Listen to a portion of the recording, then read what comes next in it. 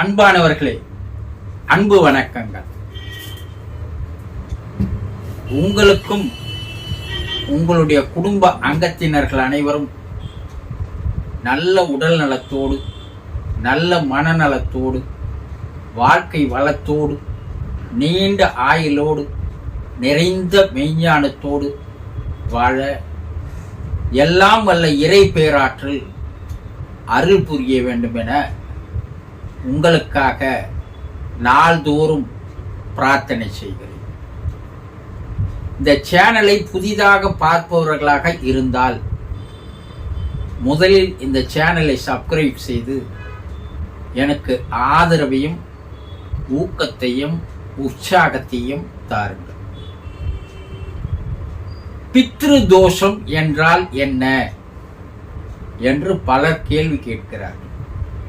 அந்த பித்ரு தோஷத்திலிருந்து எப்படி விடுவித்துக் கொள்வது என்றும் கேட்கிறார்கள். முதல்ல பித்ருக்கள் என்பவர்கள் யார்? நம்முடைய குடும்பத்தில் இறந்து போன முன்னோர்கள், நம்முடைய தாய் தகப்பனார், அவர்களுடைய தாய் தகப்பனார், நம்முடைய அம்மாவனுடைய தாய் தகப்பனார், நம்முடைய அப்பாவனுடைய தாய் தகப்பனார், பாட்டன் பாட்டிகள், இவர்கள் இறந்து போயிருக்கிறார்கள் அல்லவா? அவர்கள்தான் பித்ருக்கள் என கூறுவார்கள். இந்த பித்ருக்கள் ஆன்மா சாந்தி அடையாமல் இருக்கிறது பார், அதற்கு பேர் தான் பித்ரு தோஷம் என்று பெயர். முன்னோர்களுடைய வேதனை, கவலை, எதிர்பார்ப்பு, ஆசை பல இருக்கிறது, விருப்பம், இவையெல்லாம் நிறைவேறாமல் இருக்கிறது.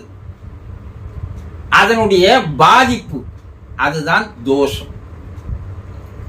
இந்த நெகட்டிவ் வேவ்ஸ் என்று சொல்லுவார்கள் இல்லையா? இந்த பித்ருக்கள் அது நம்முடைய தாய் தகப்பனாக கூட இருக்கலாம், பாட்டன் பாட்டியாக இருக்கலாம். இவர்கள் யாராவது ஆன்மா சாந்தி அடையாமல் இருந்தால்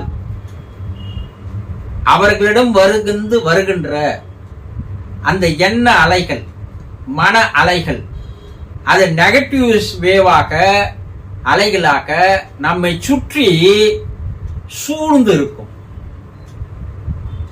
இதுதான் தோஷம் என்று பெயர். அப்ப அந்த ஆன்மாக்கள் சாந்தி அடையாது இருப்பதற்கு காரணங்கள் என்ன?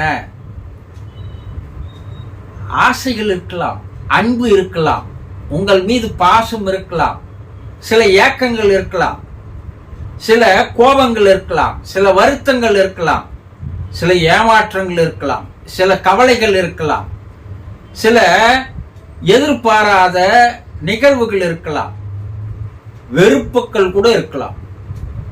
இவையெல்லாம் இருந்தால், அவர்களுக்கு இருந்தால் அது உங்களுக்கு பாதிப்புகளை கண்டிப்பாக ஏற்படுத்தும்.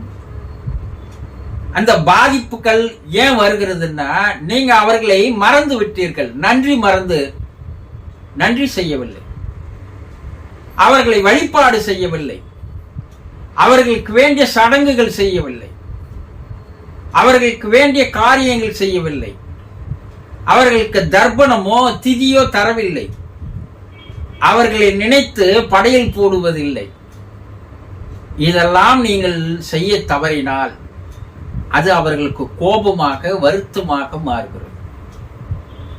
அந்த கோபமும் வருத்தமும் தான் உங்களுக்கு வாழ்வில் பல பாதிப்புகளை ஏற்படுத்துகிறது. என்ன பாதிப்புகள் ஏற்படுத்துகிறது?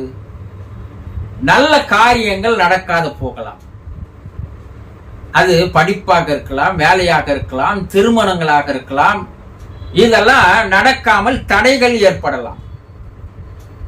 தொழிலில் நஷ்டம் ஏற்படுவது, தொழிலில் பணம் கொடுத்து ஏமாந்து போவது, வாங்கியவர்கள் ஏமாற்றுவது, மனபாரம் இருப்பது, நிம்மதி இல்லாமல் தவிப்பது, தூக்கமே இல்லாமல் இருப்பது, குடும்பத்தில் கருத்து வேறுபாடுகள், சண்டை சச்சரவுகள் நாளுக்கு நாள் அதிகமாகி வருவது, மேலும் பிரச்சனைகள் மிக மிக அதிகமாக நாள்தோறும் பிரச்சனையாவே வாழ்க்கை ஓடுவது, உடல் நலமில்லாமல் போவது, அடிக்கடி நோய்கள் வருவது, அதே நேரத்தில் நண்பர்கள் உறவினர்களிடமிருந்து எதிர்பாராமல் அவர்கள் நம்மை ஏமாற்றுவது, நம்மோடு சண்டைக்கு வருவது,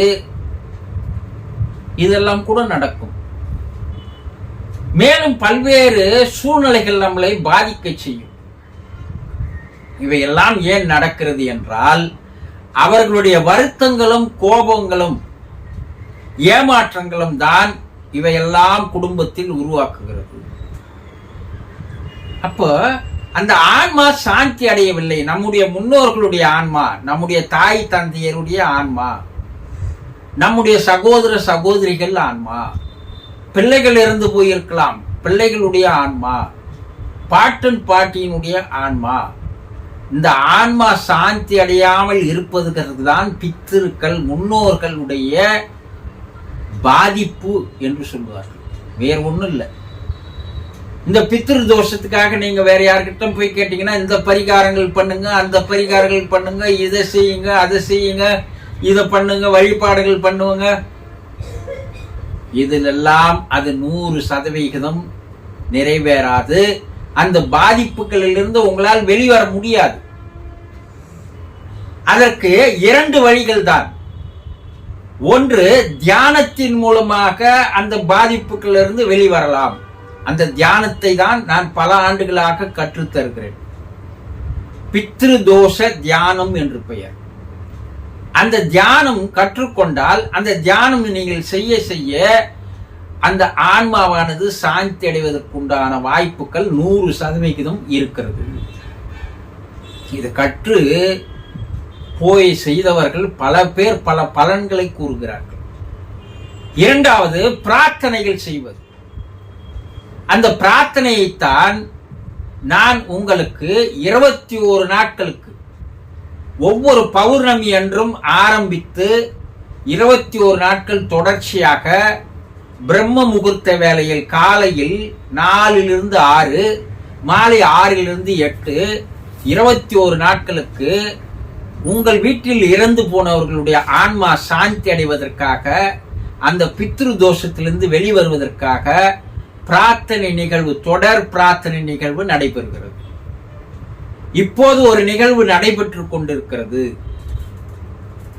இதில் கலந்து கொள்ள முடியாதவர்கள் அடுத்த நிகழ்விற்காக முன்னேற்பாடாகவே அவர்கள் பதிவு செய்து கொள்கிறார்கள். வரும் மாதம் 17ஆம் தேதி பௌர்ணமி அன்று ஆரம்பித்து அதற்கு அடுத்த மாதம் 7ஆம் தேதி முடிவடைகிறது. இப்போ போன மாசம் 17ஆம் தேதி ஆரம்பித்து இந்த மாசம் வர மாதத்தில் 7ஆம் தேதி ஒரு பிரார்த்தனை நிகழ்வு முடிவுக்கு வருகிறது. இதில் பல பேர் பங்கு கொண்டிருக்கிறார்கள், கலந்து கொண்டிருக்கிறார்கள். அவர்களுக்காக பிரார்த்தனைகள் தொடர்ந்து செய்து வருகிறது.